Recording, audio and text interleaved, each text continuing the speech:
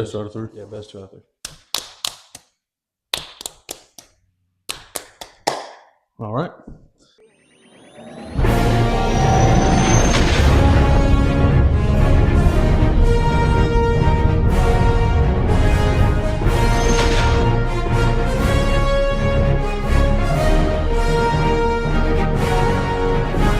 Welcome to the Absolute Podcast. My name is Austin, I'm Hunter.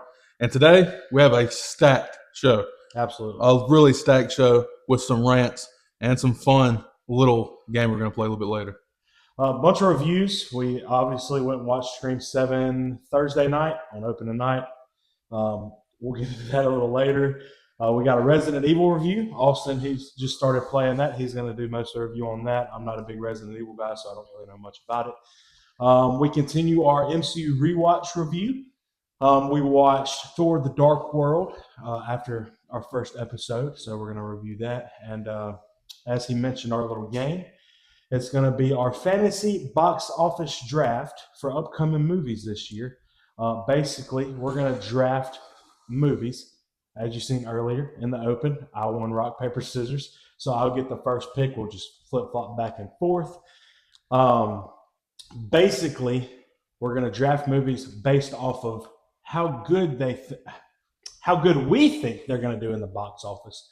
And we're going to tally it all up at the end of the year. And next year, in January, we'll decide a winner. We'll see who wins. So, but yeah, let's hop right into this episode. As you said, we got a stacked episode. Let's see what we got. Do you want to start with your Resident Evil review? Yeah, we can start off with that. It's going to be the only well, there's another game thing we can talk about after this, but Resident Evil Requiem is the 9th game in the Resident Evil thing. I'm not a big Resident Evil guy. I didn't play Resident Evil PS2, blah, blah, blah. I played the 2 remake, Resident Evil 2 remake, Resident Evil 3 remake, Resident Evil 4 remake, 7, Biohazard, and 8, and now 9. Requiem is phenomenal. It is a fantastic game. It is, I'm going to try to sell you on this. I know you're not a big Resident Evil guy. It is a mix of John Wick meets... that alone, I might play. It's a mix of John Wick meets survival horror. So is it like a third-person type of game? Or It can be third. Leon, the main character Leon, is in third person, and then you switch over to Grace, who is stuck in this certain place, and it's first person. Okay. And that's horror. Okay. But you can get them both third person. I like playing them both third person. But it is John Wick meets horror. survival Adventure, horror. yeah. And, I mean, it is I'm only 6 hours in because I haven't had a lot of time playing at work and stuff, but it is a phenomenal game. Yep. This is probably the best graphics I've seen the PS5 run. If you had to rank all the Resident Evil games you played so far, what would you rank this one? I can't rank this one yet because I haven't finished it, but I will valid. say it might be in my top 2 just from the 6 hours I played. But that Resident Evil 2 remake is by far my favorite Resident Evil game. Well, it seems that Austin really enjoys the new Resident Evil game. So if you're Resident Evil guys or gals, go check it out. I've heard you talk nothing but good about it. I mean, that's all I talked about. I mean, that's all I talked about on the way here. That's all I talked about during Scream 7, which is the only thing that worthy about talking about is Resident Evil. So, yeah, phenomenal game. The best part of Scream 7 movie is these cups. Absolutely. But we'll get to that later. Other video game news, we got a release date for Wolverine. We do. September 15th. September 15th. The trailers and little gameplay bits that they have dropped look fantastic. I'm super excited for it. The Spider-Man team's working on it. Man, I played. I don't remember what the last Wolverine game was called that they come out with, but I played it whenever he was like. It was based off the movie, I think. Yeah, I think I know. I played one for the PS2. I think it was based off X-Men 2. I think he's in the snow, and he has the tubes coming out of him. After a lot of hard work and research, this was the game we were talking about. Back to the podcast. That's the exact one I was talking about. Yeah, I don't know what it's called, but if I can find it, I'll put it up here. But that's the last Wolverine game I played. You could definitely tell that the same Insomniacs, the same people working on this game, and I'm super excited for that. My only worry is I don't want it to feel like the Spider-Man game. I don't think it will, though. I really hope that they stick with where you get to pick all kinds of suits. Like we get the classic yellow suit, the suit that he fought Hulk in, the brown and yellow suit, I want all of it. Logan tank top, jeans, old man Logan. I want everything. I want it all. I want to see Sabretooth in this game. I think we will. Bad. Yeah. If they put Sabretooth in this game, A little bit of a Deadpool cameo, maybe. If they make Sabretooth feel like Craven the Hunter did, oh my word. Or we can get a segment where we have to fight the Hulk. That'd be fun. And that would be phenomenal. I'm very excited for Yeah, Wolverine. me too. Rated R. It's not going to be open world, which I'm fine with. I don't think Wolverine needs to be open world. Speaking of semi-open world. While we're on the topic of Wolverine, before we move on, Daniel Radcliffe, in other news, says he is not interested in playing Wolverine. How do you feel about that? I don't mind it. I would love for him to play Wolverine. Yeah. Definitely now he's older, he's gotten more jacked. But he definitely has the height for it. But I have a hard time differentiate. I have a hard time if I would see him on screen as Wolverine, not going. Harry Potter's playing Wolverine. Yeah, you're right. So that's my only worry. But I don't mind him not playing. I think there's a couple other people that I'd rather play it, but I wouldn't mind it. Me personally, my number one fan cast for Wolverine is the guy that played Elton John in Rocket Man. Taron Egerton from Kingsman. Also in Kingsman. Yes, I think he would play a really good Wolverine. He is a phenomenal actor. If not, I don't know why I'm blanking on his name. The guy from Split, the guy from First Class, he played Professor X. James McAvoy? Yes, I think he would be another good Wolverine. I think he would be a good Wolverine, but I think it would be hard to differentiate him from that's just the guy from the other X-Men. You're right. I would love to see Henry Cavill continue his from Deadpool and Wolverine. I wouldn't mind that. But I think he is too big to play Wolverine. I was about to say that. I wouldn't mind Henry Cavill. He's a great actor. He got done dirty as Superman. And I would really love to see him step up in a Marvel role to kind of rejuvenate his career in a superhero aspect of things. And Wolverine is. I like what we got of him in Deadpool Wolverine, but I don't know if I can buy him as a full Wolverine being that big and stuff. I want maybe a Captain Britain Henry Cavill. I don't want like a comic accurate short Wolverine where he's like in Deadpool Wolverine where he gets off the steps and he's like 5'2", where he's like 5 foot short as hell. I don't want that. I want a maybe 5'9", 5'10", just bulky, not too bulky, but just a mean looking Wolverine. And me personally, obviously, with there being talks about the reboot in the MCU, I think being that they're starting the reboot with the X-Men, I don't want Wolverine automatically in the X-Men series. I don't think he'll be in the first X-Men movie. I don't want him there. I want him to possibly get his own show. We've talked about that, yeah. We've talked about this off camera. I want him to get his own show. Maybe they go through the decades where they start in Japan and just bump up each Start World War II, World War One. Each season's a new decade, and until he finally catches up with our timelines, X-Men. I think that'd be really cool.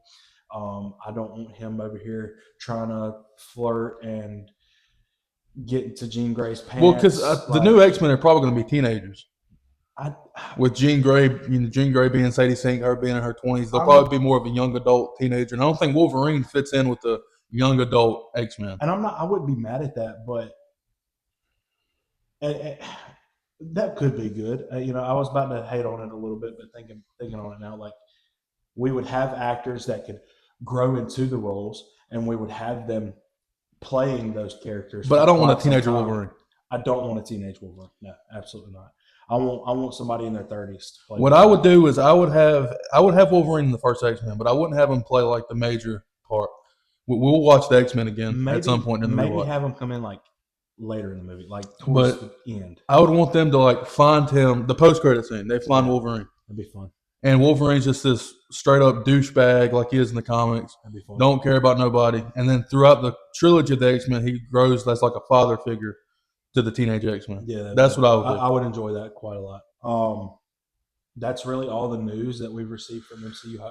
Sadly, we don't have any trailer for no brand new day trailer, Sony. Thank you for nothing. I mean, I told you going into watching Scream 7, I was like, it'd be really cool if we get a brand new day trailer, but we didn't. But we did get another trailer, which we'll talk about in a minute. But I want another news that broke last night. What you got? Phil Lord and Chris Miller behind Beyond the Spider-Verse came out and said why it's been delayed so long.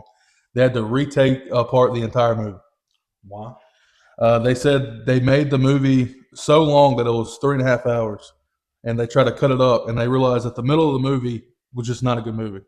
So they recut it, and they said, listen, we know it sucks that we're delaying it, But he said, "I promise you guys, we're doing this so the movie's good," which gives me I hope. enjoy that. Yeah. I'm glad they came out and said, "Look, guys, we had to delay it because it's not a good movie." If Beyond banks, that'll be the best. It'll be movie the greatest trilogy movie superhero of all time. ever. And if it's not good, this table will be through this wall. Absolutely. And I will punch Austin in the face. Anyway, Next. So as we were talking about the trailers before Scream 7, we were hopefully. I'm stuttering today for some reason. Sorry, guys. Stick with me. I have a speech impediment. Don't make fun of me, Austin. Anxiety, We were talking about the trailers before Scream 7. Obviously, we didn't get a Brand New Day trailer or a full-length Doomsday teaser trailer. We did get a couple of good horror movies coming out later this year. Passenger looks good. We don't know anything about it besides that trailer. Lee Cronin's The Mummy.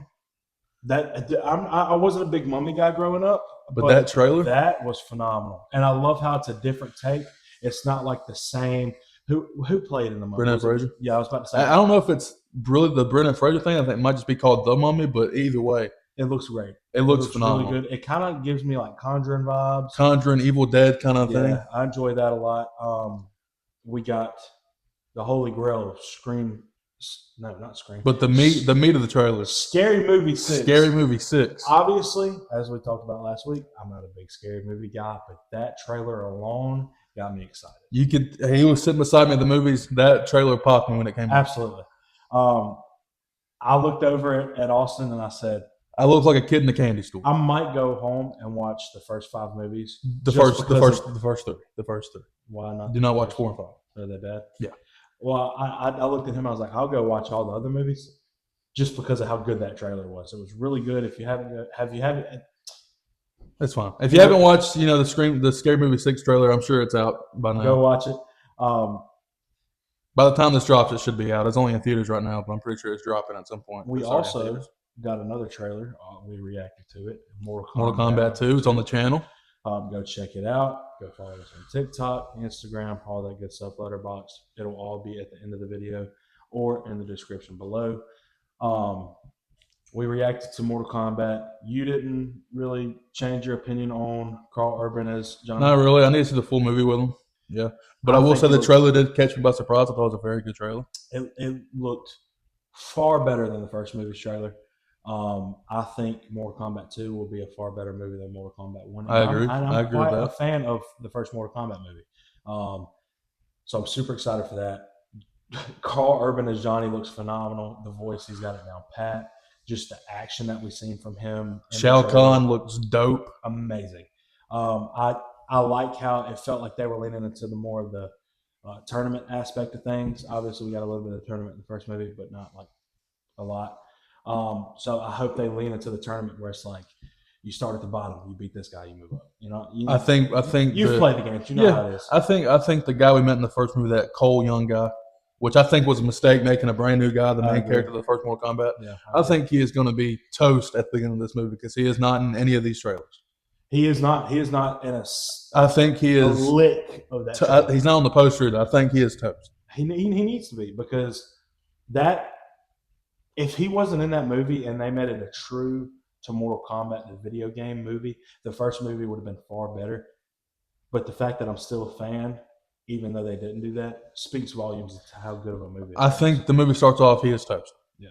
I think he is definitely getting killed off in the very first tournament. I wouldn't mind that. Me either. I don't like the guy, so. Didn't really care for him. Not the actor. The actor's fine, but the character I don't like. I didn't really care for him in the first movie. I didn't really get invested or emotionally attached to him in the first movie, so I really wouldn't mind if he got killed off. You already did your Resident Evil review. I'll have a more in depth on it next week by the time next week I'll have it beaten and platinum. God of War. Yeah, first picture came out of God of War, and I'm iffy on it. They got a showrunner. You haven't seen it? No, I haven't seen it. They got a showrunner. I'll pull it up for you. They got a showrunner who did Battlestar Galactica, a lot of other stuff. He's like, everybody tells me he's like the GOAT of like TV shows. But the first look, we like the guy they casted as Kratos. We like the cast. Ryan Hurst. I don't know, man. The look just doesn't do it for you. Let me see this. The look just doesn't do it for me. I think they should have let him get in shape a little bit more. I'm not an in shape guy, so I'm not going to bag on nobody's body. He's way more in shape than I would ever be. But I do think they should have let this man get a little bit more buffer. I think he needs to be A little more buff, you mean? a little bit more buffer. A little more buff? Yeah, I think he needs to tone up a little bit. And I think the makeup looks good. I do think they could have made him a little bit more. They look like they ripped him right out of the video game. I will give them that. Yeah, I don't know how I feel about. he looks way younger than he is in the game. Yeah. But I think that's Okay. because they know kids grow so fast at that age. That way, by the time they get to season 2 and 3, he'll still be a kid. And that kind of looks like Ryan Hurst's kid, pal. Yeah, I mean, he looks like Kratos, but there's just some things I would change about it. I think the makeup could be a little bit better. He doesn't look like he'd be a god in the mythical times. He looks like a god makeup. That's true. That's true. I don't have no doubts about, the show itself. I think the show itself is going to be phenomenal. Yeah. It's from Amazon. They gave us The Boys. Yep. So it's like, I don't have problems with it, but the first look just doesn't do it for me. I don't mind it. Obviously, we can't really judge it based off of one picture. We have to wait for the trailer. I'm sure when the trailer comes out, I'll be losing my mind and being like, I was wrong. Yeah. We both obviously played the God of War games. Both really big fans of God of War. I think they did a good job with the castings. I think that picture looks better. I'm bigger on it than you. I don't mind it. He looks like he's ripped right out of the video game. The trees and everything behind him in that picture look really good. I don't like the kid being really young. He looks like he is 5 instead of 12, so not really a big fan of that. But I think it looks good. I'm excited for it. I'm ready for us to get a trailer. I think Ryan Hurst is going to kill it as Kratos. I'm just curious to see what direction they go with, what storylines they go with. Is it going to be a straight up, God of War Ragnarok adaptation, or is it going to be kind of like? Is it going to be true to the video game? Is it going to be kind of like, we know the video game, we'll take something from it, but we'll make our own thing? Which I don't mind it as long as it's good. But okay, I don't mind when you make like a movie or a show about a video game and make its own thing with it, and you make its own thing, but at least make it be good. So that does work. Uncharted, for example. Okay, Uncharted was a good movie. I like Uncharted. I just that wouldn't have been my Nathan Drake. Tom Holland. Yeah, that wouldn't have been my Nathan Drake. Played a phenomenal Nathan Drake. A young Nathan Drake, yes. I just wish they would have went with the older. I can get you on that. I don't know. I think Tom Holland did a great job as Nathan Drake. I think Mark Wahlberg is Sully.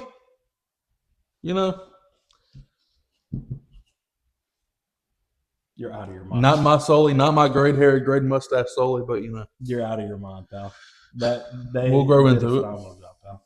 Well, we're moving along quick. We obviously have 2 reviews. Well, we're gonna save a lot of the time for this. I'll bleep this out. We're gonna save a lot of time for this. Box office. We'll probably have a fun segment. On to the MCU rewatch review. We obviously watched Thor: The Dark World again. Slowed down this time on the rewatch because we weren't able to get to a couple of movies. We were planning to watch Thor: Dark World and Iron Man 3, but we both been just super busy. After Thor: The Dark World, we kind of just did not have it in us to watch Iron Man 3. That movie is atrocious. It ripped everything that I love about the first movie out of my chest. Threw it away. Yeah, and just took a big, fat, steamy poop on it. You know what I mean? Malekith as the main villain. The main villain doesn't work. He's not scary. He doesn't look cool. The elf design wasn't good. And he honestly got outshadowed by the side villain. By Loki. Not even just by Loki, the big monster guy. Oh yeah. Like he looked more like a villain than Malik did. Yeah. I mean, Malik, whatever you say. I don't care. if you're going to be a villain, be a villain. Yeah. You know what I mean? Be a menacing, just badass villain. That's what I want. That's what, I'm sure everybody wanted. The beginning action piece though, with him on Nephilim, I think Jotunheim Nephilim, where he's taking out all the elves with this group of friends. That was fun. That is dope. That was a great scene. They don't really explain how the Bifrost is back. Yeah, that irritated me. They kind of just throw in, we'll use the Tesseract. I mean, well, thanks for explaining it to us. So you bring the Bifrost back early in the movie, and then you don't talk about how it's back, how they remade it, or did any of that until like an hour and a half into the movie. Yeah. They're like, yeah, we'll use the Tesseract to bring back. That would have been nice to know an hour ago. Yeah. I did not enjoy the Earth stuff. I did not enjoy the stuff with Jane. She was not a big part of this movie, even though she was. She didn't feel like a big part of this movie. Chris Hemsworth as Thor and Tom Hiddleston as Loki are best parts of this movie.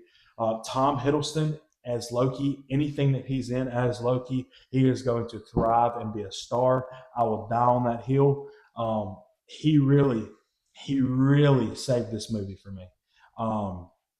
I don't know what we gave it. I think I gave it a 2.5. I think I gave it a 1.5 or 2. Look, I'm pretty sure I gave it a 2.5. It's not good. And that is the only reason it got more than a 1 star. The final battle sucks, which is a big thing for us. As Loki really just outshined it. Yeah, it's not good. The final battle, awful. Obviously, I'm a big final battle guy. If the final battle's bad, I gave it a 2. Yeah, I don't really care about. You gave it a 1. You need a good final battle. And that's just that. If you have a lackluster final battle that lasts like 2 minutes, like in Iron Man 2 and like if it's almost like an ending of the movie can ruin an entire movie by itself. Yeah. Anyway, but Thor: Dark World, just not a good movie. It's down there with Captain Marvel. I'm looking forward to Iron Man 3 because I remember enjoying it at least. Yeah, like having some enjoyment and some excitement a part of that movie. Super excited to see that. Obviously, after Iron Man 3, we have Guardians 1 and 2, I believe. Guardians 1 and 2, and then we move on to Age of Ultron. So we kind of got some couple of bangers coming up. Winter Soldier, then Age of Ultron, and then we move into some bangers, Civil War. And we move into the best phase. We move into Phase 3. Phase 3 and 4, best phases. So if you want to watch an MCU movie, just throw it on the TV to hang out with your family. Do not put on. Yeah, don't. They will leave the house. It's awful.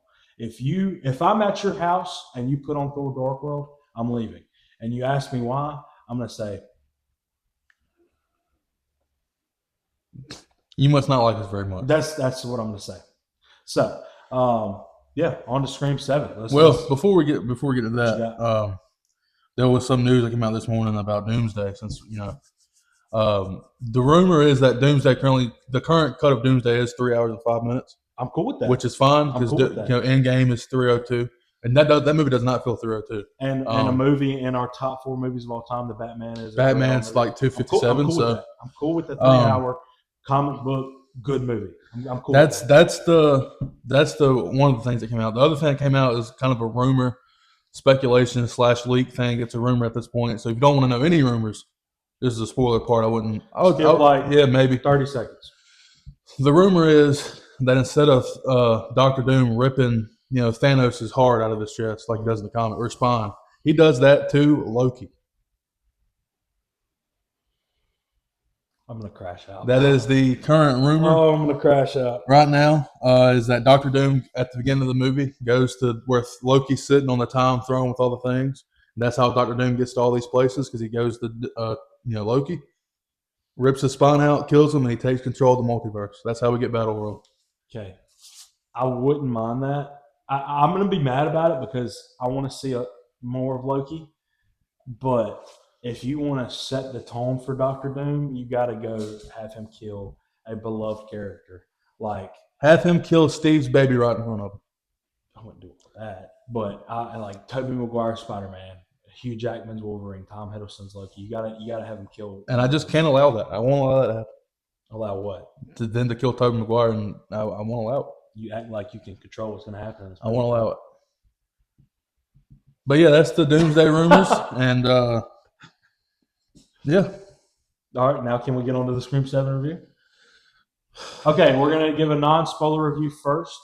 And then after that, we will give a heavy spoiler warning. If you don't want to be spoiled, if you plan on going and watch this movie in theaters, which I don't know why you would, skip to the end of the video. Check out the fantasy draft that we're going to do with the box office. We're going to start our non-spoiler review with our ratings. Out of 5 stars, what do you give it, Austin? I gave it a staggering 2.5. Same. I gave it a staggering 2 or 2.5. The first ever under 3 stars in my Scream series that I've rated. And I think they should have stopped after the third movie. And this movie proves why they should have stopped making Scream movies after Scream 3. Okay? And I hate that because I love Scream. I disagree, but if you're going to continue to just beat a dead horse into the ground, what's the point? Obviously, it's going to make money. They rage baited us with Matthew Lillard. We'll see why in a minute at the spoiler section. Honestly, I don't have much to say that's not spoiler other than it's a bad movie without spoiling the movie. So if you have anything else to say. I'm a lot more passionate about this. So I don't think they should have stopped at Scream 3 because I think Scream 4 is quite good. Yeah. I don't remember. I think Scream 4 is – I know you haven't seen them in a while. I think Scream 4 is quite good. The Scream 5 from 2022, the first one with Jenna Ortega, I think is quite good. I did enjoy that one. With Jack Quaid. And I like Scream 6 in New York. Brutal Ghostface going around cutting people open. The Ghostface was good, but like it's kind of like Scream 7. The reveal is stupid. Yeah. So yeah, this is the worst Scream I think for me, sadly, because I like all the Bottom Scream of the movies. barrel right here. I can watch every Scream movie anytime I want to. I don't think I'll ever put this on. Just to watch it. I'll put like the middle 45 minutes on and then I'll turn it off. Okay. You looked at me in the first maybe 20 minutes of the movie and you were like, "Pal, this movie is not good." I looked over him and I said, "This movie is booty cheeks." And I was like, "What do you mean? It's been great so far. The build up to everything I thought was pretty good. I enjoyed the beginning more than most." And then it gets into the first hour is just peak Ghostface. Yeah, it gets into the Ghostface killing, going around taunting Sydney. Just great. I looked over. I said, "I was wrong. This is starting to get good." And I was like, "I told you." It was up here. It was great. And then after that first hour, it just dives off a cliff. I mean, it is like Scream 7 is 2 acts. All right, it's like the Twin Towers. All right, never mind. It's like it's like a cliff. All right, I'll say it. It's the Twin Towers of Scream. All right, and here comes a plane called the third act, and you get my point. And it's just the third act. I don't think we could say that on the internet. It's just so bad. It's awful. It's just. And before we get into spoilers, the whole AI thing, once you think about it back, while you're watching, you're like, "Oh, this is a cool idea." But when you think about it after the movie, it just makes no sense. I'm not big on AI. I'm not a fan of AI. I get why they did it. AI is big now. They got to stay meta like Ghostface. I don't. But it makes no sense. AI in things that I care about. Get AI out of here. It's not going to help anything. AI is stupid. And the fact that they put it in this movie just killed every bit of it for me. Yes, it was cool the way they set it up. But when you have such a good setup for a movie and for it to end like that, what's the point? Nothing about it made sense. I hated every second of it. I mean, we got somebody, we'll get into spoiler, but somebody gets stabbed about 55 times in the gut and bleeding out the entire day. And then nighttime comes around and the dude's just awake. Well, let's get into heavy spoiler warning if you have not seen Scream 7. I'll let him take this before I get into it. We cannot properly review this movie or give you guys a review without spoiling anything. So if you do not want spoilers, now is your chance to skip forward in the video. This has been, by the time this comes out, it's been out a week. So I mean, you should have time to go. If you wanted to go watch, you would have seen it by now. Yeah. So heavy spoiler warning here. We'll just start from the beginning and work our way through. Yeah, that's fine. Go ahead, pal. So the beginning makes no sense. I don't understand that for you. Because it starts off at the Stumacher house, Yeah. They've turned it into an Airbnb, Yeah, which is cool. which is cool. That they would do that in real life. Yeah, they would. These two people pull up, and the woman straight away is just a mean person for no reason to this guy. Hey! I will take no slander of Billy Bob Thornton's daughter in Landman. Well, in this movie, she's just mean for no reason. Her boyfriend obviously is. I don't know. Probably because he took her to a house that just a bunch of people got absolutely murked in. Why would she want to be there? It's something he's passionate about. He's like, why would she want to be there? This is history. This is cool. And It's not cool. People died in that house. Then why agree to go in the first place?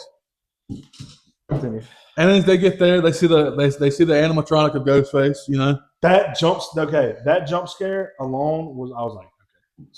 Oh, well, they turn the light on. Yeah, they turn the light on, and the animatronic of Ghostface is just sitting there, and you're like, oh god, she's about to die. And it's just like moving around. The guy comes up, moves his hand around, and it's followed. He takes the mask off. You're expecting somebody to be in there, but it's actually just a robot. When they revealed that, pal, I said, "Oh my God, they're about to have a robot be Ghostface." I was like, I'm about to I leaned over him. I said, "Imagine if this main killer's movie is just an AI robot." And they revealed that. Oh my God! And I said, "Oh my God, they're gonna do it." Yeah. So I enjoyed the first bit. And then the boyfriend comes up, and Ghostface comes up, stabs him through the eye. Cool kill. That was great. She has a chase scene, and she falls off the second story, and he holds the knife. She falls through it. First of all, props to Ghostface from falling off those staircases 2 stories up and being totally okay. Yeah, and being able to just turn around and have a girl fall not pain or anything. And then he burns the house down, which is cool because it's symbolic. I get it. You're burning down the old stuff. But why? What do you mean? Why did one of the Ghostface killers fly all the way to California, burn the house down, and then fly back? You just said it, pal. You just said why. But she don't. There's no reason for them to do that. Why did the 2 poor people have to get killed for no reason? You just said why. Because they were in the house, the original house of Scream once through Martin. But there's no motive at the end. At the end, the killers reveal their motive. Okay. There is no motive of the past stuff. But it's the first 20 minutes of the movie, and we don't know their motive. We don't know who the killers are. We don't know. That's what I'm saying. At the beginning, I'm like, oh, okay, cool. And then they just don't bring it back up. Don't you think Sydney would be like, oh my God, they burnt down the house where I killed the first Ghostface? They don't bring it up. Probably because Sydney doesn't care. She wants to. They made it very clear that she wants to just trap the past, leave the past in the past. And just like you said, they're trying to go out with the old, in with the new. That is exactly. I get why they did that for the franchise sake. But what was the motive of the Ghostface killers to do that? Why would they go? You know what we should do? We should buy a plane ticket, fly to California, kill 2 people at this Airbnb, and then burn the house down, and then fly back, and then never do anything about it again. I think you're overthinking it, though. I just hate this movie. I think you're overthinking it. Anyway, then it starts off. Sydney has a daughter. The daughter pissed us off quite a bit. Absolutely. She is a phenomenal. I think her and Sydney, their dynamic kind of like is the saving grace of this movie because they play very well off each other. But the daughter is just mean for no reason. Yeah. To Sydney. And Mom, you're going through all this trauma. They made all these movies about you, and all these news people want to know what happened. You survived Ghostface killings 5 times? Why are you such a bitch? I hate you. Probably because your mom almost died 5 times. The boyfriend climbs into the window. He reminds me a lot of Billy Loomis. They did a good job of Ben, the boyfriend of Tatum, who is the daughter of Sidney Prescott, or Sydney Evans now. I did not like that they did that, but it is what it is. He reminded me a lot of Billy Loomis. I enjoyed that. They did a very what, bro? I'm letting you go. I'm steaming. They did a very good job. So we have a couple of new characters in the movie, which are not fleshed out at all. Yeah, they're not good characters. We have 2 friends of Tatum. I don't remember their names. Exactly. That's why they're not good characters. It was some blonde girl and some McKenna Grace. She played one of them. I don't know the other actress's name. I'm sorry. She's the new Daphne on Scooby-Doo. So they just didn't make me care about any of them. They were barely in the movie. She gets killed off rip. Absolutely gets slimed out in a high school. Great kill. The stuff with Matthew Lillard, with like him FaceTiming Sydney, was great. And then they go to the psych ward place in what was it? Flowwood? Pine Grove or something like that. I don't know. I don't care. Could care less. And they're like, yeah, this John Doe guy checked in. And they meet a guy who greets them and goes, who are you guys? And she goes, yeah, can we see this dude? The only time we see this guy in the whole movie is this one scene. And then he's just like, yeah, he's the killer! We met him once! Once! Anyway, we met this guy once. This whole movie, he has 35 seconds of screen time. And we meet him once in the whole movie, and he turns out to be the killer. And I'm sorry, I'm going off on the end. We weren't supposed to be here. And his excuse for why he's so good at AI is because he took IT in college. This dude can make NASA-level AI because he took an AI class in college? Are you kidding me, dog? What? Are you stupid? Are we stupid to you, Paramount? What is going on? The guy can somehow reconstruct Stu's face from 30 years ago and make him look 50 years older and have scores using AI? What? Anyway, so they go back, they do a TV interview. They do a TV interview to try to lure Stu out because that's what they think it is. Oh, you got me crying, bro. I don't even remember where we were. So after the... All right, so obviously the killers are Sydney's neighbor, who we see twice in the movie for a total of 30 seconds. And then the other killer is just some old guy who has no motive as to why he's the killer. We meet him one time in a coffee shop staring at Sydney. Actually, there was 3 killers. It was Kurt. We actually know his name because it was on the coffee. Where Sydney the only works. time we see him in the movie. Kurt, coffee for Kurt. Thank you. And he's just... And he's the killer? He's just looking at her like... Yeah, it makes no sense, pal. He was one of the patients. This movie is just bad. It had all the makings to be such a good movie.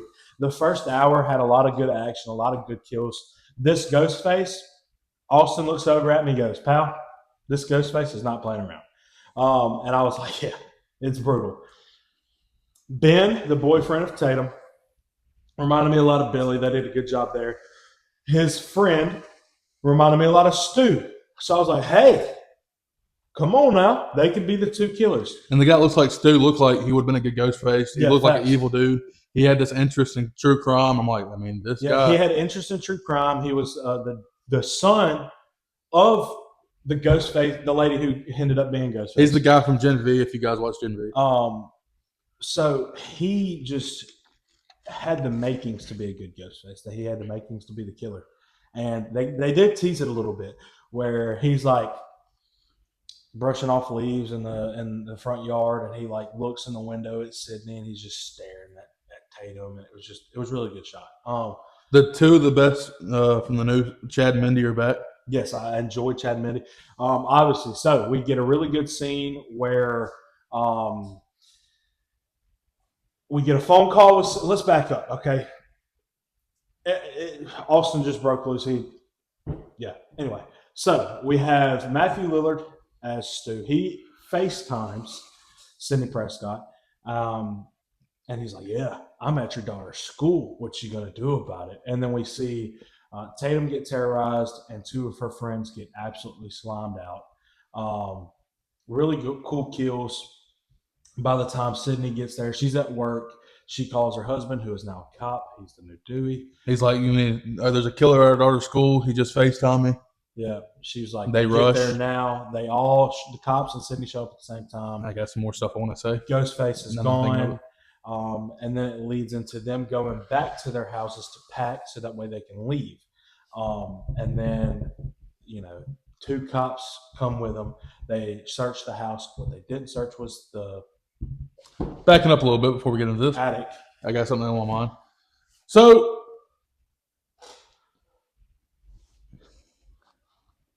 You good? So Ghostface kills Tatum's best friend. Yep. Guts are like a pig. Yep. And Tatum's, all the friends are sitting there. They're staring at their dead friend while the cops are questioning them. And none of them are crying. None of them are upset that their best friend is hanging there gutless. They fake friends. And then Sydney goes, all right, Tatum, let's go to the house. And then Tatum's first reaction is, can my boyfriend come? And then Sydney goes, as she should. Sydney goes, no, family only.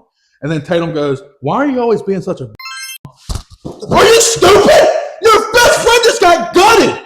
Sydney's lived through this 8 times, bro. How many times you... Dude, I'm telling you. And then he's like, I'm not a bad guy, Mrs. Prescott. Well, she don't know that. How many times has somebody said to her and ended up killing her friends? Yeah. God, she pissed me off. Anyway, they're at the house. And then the cops just disappear the rest of the movie. Yeah, they do the search of Sydney and her husband and Tatum's house. They obviously didn't check the attic. One of the Ghostface killers was there. We really get a really cool scene of them in the house getting chased around. The cop, he does a good job trying to fight off the Ghostface killer. Her husband, one of the best parts of the movie. Absolutely, he gets taken out sometime during the fight. So now the Ghostface killer's focused on Sydney and Tatum. They end up in some little cellar that they had made. They're in the walls of the house. We get a really cool Great scene where the Ghostface killer's. It's like, oh, that's shallow. Just stabbing the walls. It's probably the best scene in the whole movie. It was really good. And then the husband comes back.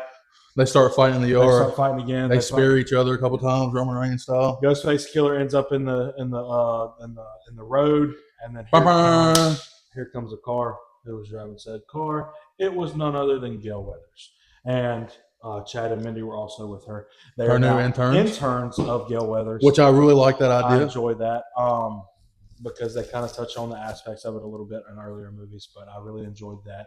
Really big pop from us in the theater for them. So they kill one of the Ghostface killers. They take the mask off. It's the guy from the coffee shop earlier. And then we're sitting here after they run them over, and we're like, "Are you guys gonna, go unmask this Ghostface? You're gonna sit there and talk about your past and have a coffee break while the Ghostface killer's just sitting there dead? Yeah. Let's just not unmask him. This is a big problem we have. We'll get into later. When the Ghostface killer is down, they just stand around while the dude is just down. And he's down. He's fine. As if he's not going to come back later. Anyway, they unmask him, and before they unmask him, oh my God, we're going to get an early Ghostface reveal. There's two more killers, and then it's just a random dude. It wasn't a random dude. We met him in the coffee shop. But it's a random dude to them, and they're like, it was Kurt. And then when that happened, I said, Kurt from the coffee shop. We said, why is it that guy? And they explain it. Okay. Then where did they go from there? You take it away. And then they like, this guy looks familiar, blah, blah, blah. They find out it's from the psychiatric ward. They go there. And then we meet, Mr. NASA AI guy who's just, apparently he's just Reed Richards of this universe. He can make the greatest AI videos ever. During this, all the children, Chad and Mindy, get all the children together trying to figure out who's the Ghostface. Yeah, they all go to a bar. They're at Tatum's other friend's dad's bar. And they're all questioning each other. Pizza, they're drinking beer, having a good time. Trying to figure out if the AI is real or not. Trying to figure out who the killers are, if they're really using AI. The boyfriend. This is when I thought they were going to get some good Scream stuff. I was like, this is the Scream I want. They're all in all in one place. They're questioning each other. Yep. People are disappearing. I enjoyed it. And then we just don't get it. Yeah, we don't. We don't at all. Then aside from that and other scenes, we get Gail and Sydney by themselves. They're going to the psychiatric ward, trying to figure out if Stu Mocker's still alive. Mr. AI Geek guy, he was there. He was the guy taking care of the patients. He was taking care of Kurt. And then they showed, Sydney and Gail showed AI dude a picture of Stu and was like, hey, do you know this guy? And he was like, yeah, that's John Doe. John Doe is a name that they use for somebody who's dead and they don't know the name or if they're alive. Yeah, he checked in here about 30 years ago. He checked in here about 30 years ago. Him and Kurt were good friends. They escaped together 2 weeks ago. We were like, oh, snap. And I'm thinking, oh, my God. Stu's alive. Stu is the killer. He's still around. Then it flips back and forth between the kids and them. Really good stuff there. The bar kind of takes a really good Ghostface scene in the bar. Takes quite the turn whenever Ben, Tatum's boyfriend, is like, hey, we should go check on your mom or something. And she was like, yeah, let's do it. Well, he opens the door for her. She gets in. He's also been on the computer this whole time. She gets in with the computer, opens the computer while he's getting in the car. It's him. Behind a green screen. Acting out the stuff that Stu was telling Sydney during the FaceTime calls.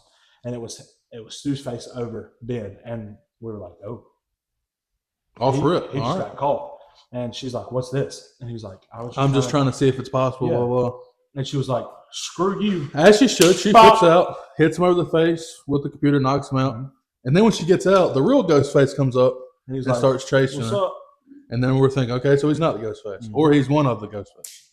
I thought it was the guy that reminds you of Stu. I thought that was who was in the Ghostface stuff because he also disappears. Because right before that, he's like, all right, I'm going to get me another beer. Yeah, And then disappears.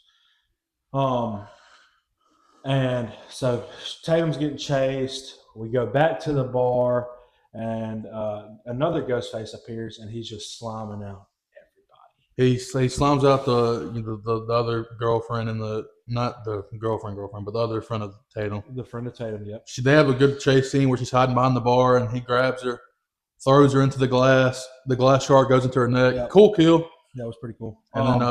And then who you think is the Ghostface? Creepy guy goes after him. He gets stabbed in the gut. And we don't see it. We don't see it that he gets stabbed in the gut, so we're thinking he's faking this. Yeah. He gets picked up, and then his head, through the back of his skull, just gets placed on something sharp. So just goes straight through his head. His mother killed him. Is so strong that she can pick up a 250-pound dude, dead weight dude, by his head off the ground onto a spike. Cool kill. Makes no sense when you find out the Ghostface killed him. Chad gets stabbed in the shoulder by one of the friends by accident. And then Ghostface comes up behind him and holds his neck. And I'm thinking, if they break this dude's neck in this terrible of a movie, I'm going to walk out of this theater. And then Mindy comes up, pop, slice Mindy in the stomach. And then they just throw them to the side. Ghostface is like, I don't care about these guys. Throws them. And then they just disappear for the rest of the movie. Just like Gail disappears for the rest of the movie. And then at the TV station, they did the whole interview with Gail. And Gail's like, I promise it'll just be a simple interview. We'll try to lure Stu out or whoever this is doing it. And then Gail just goes off the rails, starts asking Sydney personal questions. About her daughter. Sydney's like, I don't want to talk about my daughter. And she's like, well, let's talk about it. Why are you, that's your friend. Why are you doing this? Yeah. And then they're like, when he calls, we'll track it. And then they stop doing the interview. And then he calls. And they said, don't worry, we don't want to track it. That's the whole point of the interview. And then Ghostface is like, yeah, well, your daughter broke out of curfew and now I'm chasing around the town. And instead of going, Gail, let's get in your car and run and let's go save my daughter at her house. What does Sydney do? She goes out the door, goes to Gail's car, tries to open it. The door's locked. It's not her car. And would you rather, somebody calls you and says, I'm about to kill your daughter. Would you, run back into the police or to the TV station and know, Gail, give me your keys. Somebody's about to kill my daughter. Or would you take off running to your house that's 15 miles away? Yep. And then she is on Sydney would never do that. Yeah. She's on the phone with Tatum. They're back at the coffee shop. Tatum's like, Mom, Ghostface goes, blah, blah, blah, blah, blah, blah, blah, blah. And she's like, there's a gun in the office. Well, she goes to the office. Sydney's looking at the cameras from the coffee shop. Instead of continuing to run to her daughter, she stops in the middle of the road and is like, do this, do this. Okay. What are you going to do? Are you just going to stand there and watch your daughter die by Ghostface? Well, do you think maybe I should call the cops? You know, maybe I should call the cops and go, hey, my daughter's being chased by this killer that you guys are chasing, and they're at my coffee shop. Here's the address. Yeah. No, she doesn't. She keeps running. And then she stops to tell her what to do. Yeah. And meanwhile, this town's on curfew, which means there should be cops patrolling the street. Everything's shut down. People are in their houses. Cops should be on the streets making sure everybody's cool. There is no cops in this entire movie besides Sydney's husband. No cops anywhere to be found on the street. The stores are getting broken into. Ghostface gets pushed through the window. The alarm starts going off. No cops show up. And during all this, Sydney's husband's back at the house. He gets stabbed like 18 times in the gut. Somehow one of the Ghostface teleports to her house. Yeah, somehow the cops go, don't worry, we'll protect your house. We'll surround your house 24/7 with surveillance. So this Ghostface snuck past 5 cop cars outside, got inside the house, killed the chief of police.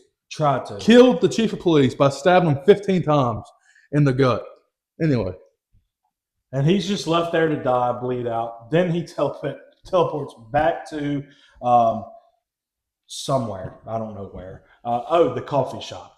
And then Sydney has I will say, during the midst of all this just chicanery, We get a really cool scene where Sydney's looking at the cameras and she's telling Tatum like where to aim, and then she's like, Shoot him to the down. calendar right now. Do, do, do. Wait. Cool scene. Moves over to the door. Boom, boom, boom. Kills the ghost face. She walks out. Tatum walks out the door. And Sydney goes, you got to shoot them in the head. Gotta Don't shoot 'em in look. the Shoot head. them in the head. And Tatum goes, He's dead though. I'm dead. I can do it. Ghostface, cliche, pops up, knocks her out, kidnaps her. Takes him back to the house. Sydney shows up at the coffee shop. Where's my daughter? And Ghostface is like, come to the house. Blah, blah, blah. And then she shows up at the house. And then you got Matthew Lillard on a flat screen TV and every other screen in the house. Welcome home, Sydney. Blah, blah, blah. And then it swaps from Matthew Lillard To Billy's mom from Scream 2. And then it It's swaps like, from her. you took this. And then it swaps to Scream 3. Her brother. Her brother, Scream 3. I forgot the director from Scream 3. Which is no longer the worst Scream movie. And then swaps from him to Dewey. And he's like, all your friends died just by being close to you. And at this point, I'm thinking, this is dope, bro. Who is the killer? Yeah. And then we get to the killer. Yeah. And then, so in the leak I saw, I guess somebody photoshopped it. The leak I saw was like the actual scene from the movie. He got AI rage. Yeah, I did. Because the actual scene from the movie was the ghost face holding the knife with the tape on around Tatum's neck. So when the scene happened, I'm like, so the leak was real. I guess they got that actual scene, took a screenshot, and just edited it. Yeah. So that's why I was thinking, so it is real. Because in the Twitter thing that I saw, it was Sam from the Scream 5 and 6. Yeah. The daughter of Billy Loomis. And then I was like, when I saw that leak, I said, oh my God. Yeah.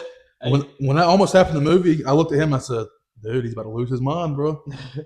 Yeah. And then he took it off, and it's the bald dude from the institution. And then the other one takes it off, and it's the neighbor. It's the bald dude from the institution, and I'm like, who is this dude, bro? We met one time throughout the You movie. looked at me, we both looked at each other, we said, who is that dude, bro? All right, bro. And then the other ghost face walks up, and we're like, all right, thank you, God. There's going to be another reveal. It's going to be Matthew Lillard. Please, it's going to God, save be the Matthew movie. Lillard. And then he takes the hood off, and it's the neighbor we met twice throughout the movie.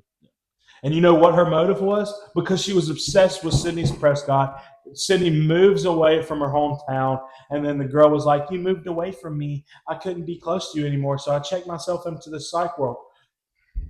Her thing is, why are you doing this? She goes, your book helped me kill my abusive husband, and I covered it up.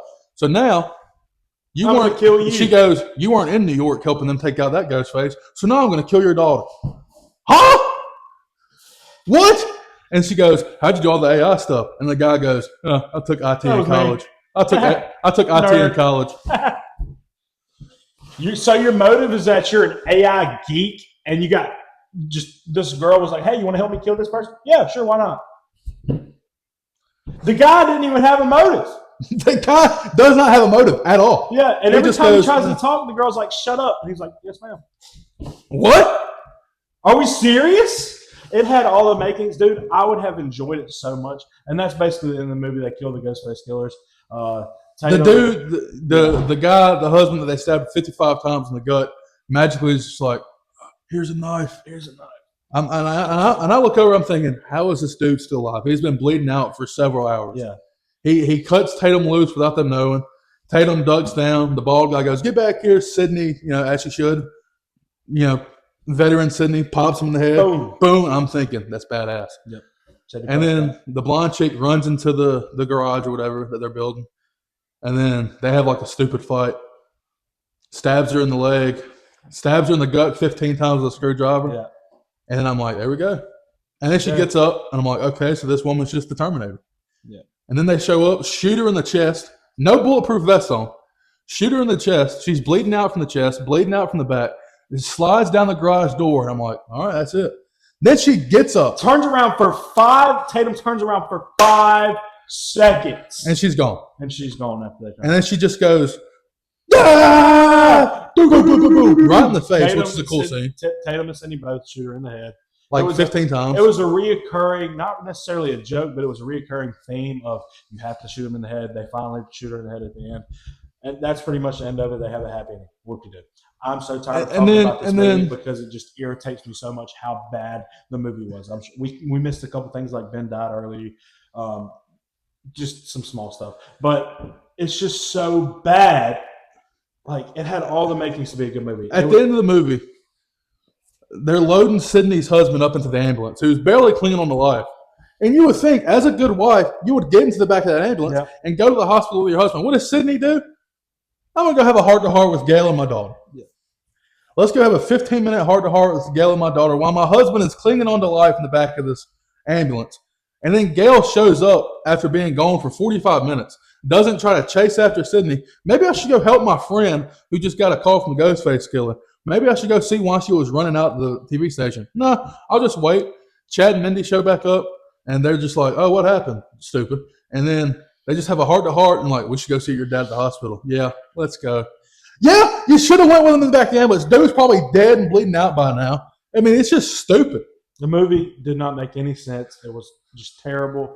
And the first hour doesn't matter just because of how bad the ending is and how bad the build-up to the ending is. It is awful. This is the best thing about this entire movie was these cups, which I got the very last one of. I don't know what you mean. Well, he told me I had the last one. Then he says, actually, you can have this replica too. So there we go. That's our review. I do feel I have a headache. Thought. I do too. Your face is really red, and this movie is just so bad that I don't even want to talk about it. They will make the Scream 8 because this movie is absolutely destroying the box office right now. Yeah, it made $30 million first 2 days.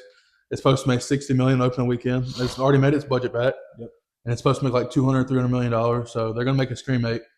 I just hope it's a lot better than this piece of garbage. It's got to be, dude, because they cannot, like you said, they cannot let Sidney Prescott's legacy die on a movie like this. It is so bad. It is so bad. Scream 8, I would. Me personally, and I'm not one for bashing, like telling you not to go do or watch a movie, even if it is bad and I don't like it. But do not go watch this movie. If you're a Scream fan, I would go on Tuesday when it's $5 movie ticket day. Yeah. I would not watch it any other time.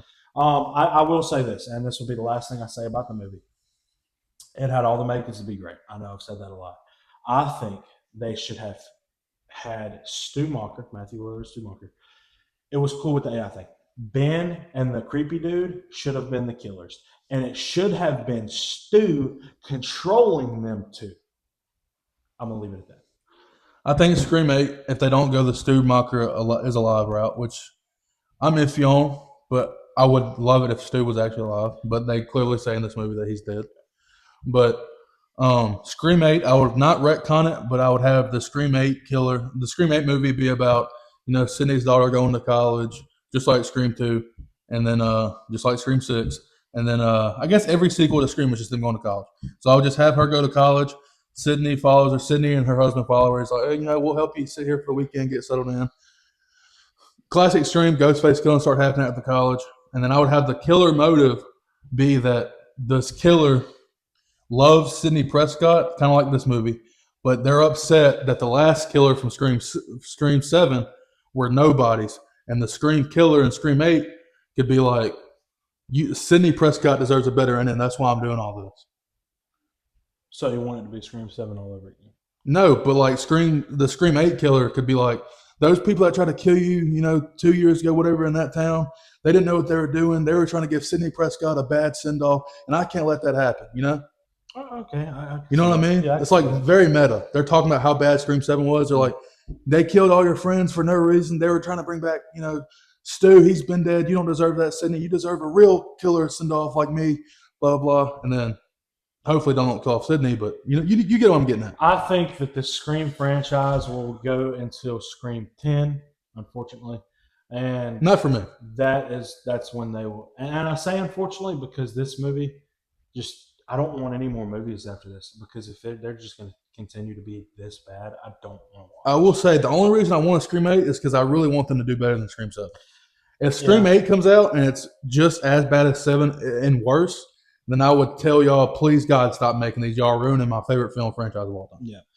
But enough about Scream 7 for me. Are we going to rank the movie? I know you have the rankings in the notes. Or the rankings. We already rated the movie. I meant ranking the Scream movies. Or not? You can. I'll rate them. But yeah, I gave this 2.5. Yeah, we already did that. 2.5. I'm sorry, I'm heated. I'm all over the place. My blood pressure's up. We already did that. We gave it a this solid movie 2.5 sucks. movie, out of 5 stars. But yeah, on to our fantasy box office draft. Let's actually be Let's do something positive that- yeah, for let's the do rest of something this that episode. That's what gets my makes us heart happy. rate down a little bit. And As you saw early in the episode, I won the rock paper scissors between us two to get the first pick. And do you think we need to do a snake draft where I pick, you pick two, I pick two, you yeah, pick I'll two? do it. I would go 1, 1, 2, 2, 3, 3, back and forth. I wouldn't do a snake draft. I would just go 1, 2, 1, 1, 2, 3, 4, 5, 6, 7, Okay. 8. All right. Well, we're going to do 8 total movies. My first movie, this movie is going to make probably $1 billion Probably more. opening weekend. Avengers Doomsday. Yep. What you got? Oh, I thought you were going to elaborate on it. Second up for me is going to be Brand New Day. Brandon Day's your number one first pick? Well, Doomsday was my number one, but you beat me in rock paper scissors. So I'll take Brand New Day as my number one pick. You know, the last Spider-Man movie made $2.9 billion or 1.9. Not my God, not $2.9 billion. It made It made $1.9 billion, almost $2 billion. So Brand New Day is my number. I mean, one. those two movies alone will probably be the highest grossing movies They this will. year. So I mean, valid first 2 picks for us. My second overall pick. This would be lower, but I don't want you to have it. Christopher Nolan, The Odyssey, is going to make a lot of money. It's a really good cast. It's Christopher Nolan. Super excited to see that. So, yeah. What you got, number 2? My number 2 is going to be Toy Story 5. That was good. That's a good pick. That's a good pick. They're a $1 billion franchise. It's Disney Pixar, so I'll take it. My number 3 pick is going to be the Super Mario Galaxy movie. That movie is going to make so much money. The last one almost made $1 billion. Yeah, so you took that from me. You took that from me. I know. I'm excited to see that movie. I think it's gonna be really good. The first movie was great. So we're on number three now, right? Yep. Number 3, I'm going to go Michael, the Michael Jackson biopic. I think that movie is going to make $1 billion just because Michael Jackson's such a big name. So I'm going to take Michael at number 3. I had it on my list to draft it, but it was going to be like probably my number 8 pick. So I mean, it doesn't really hurt me there. I think it'll make a lot of money, but I don't think it'll make like $1 billion. But you know, it is what it is. My 4th overall pick is going to be. How do I want to play this?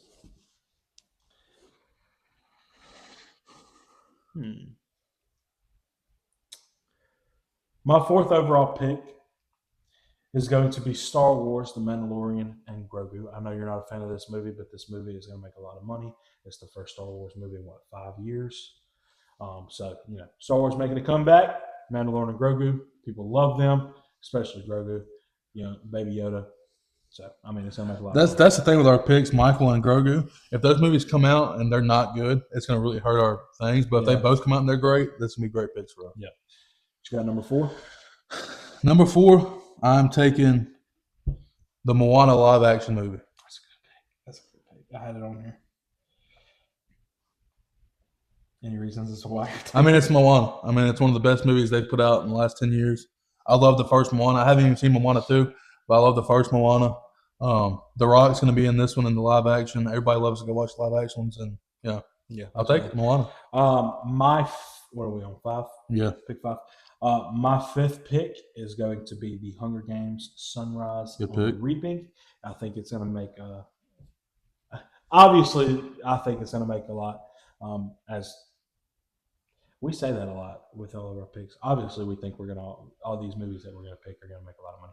But the last movie was really good. I enjoyed it. Probably one of the better movies out of the Hunger Games series. So super excited to see what they do with Sunrise on the Reaping. What you got for number 6? Number 5. No, you got number 5. Number 5, I'm going to go Dune Messiah.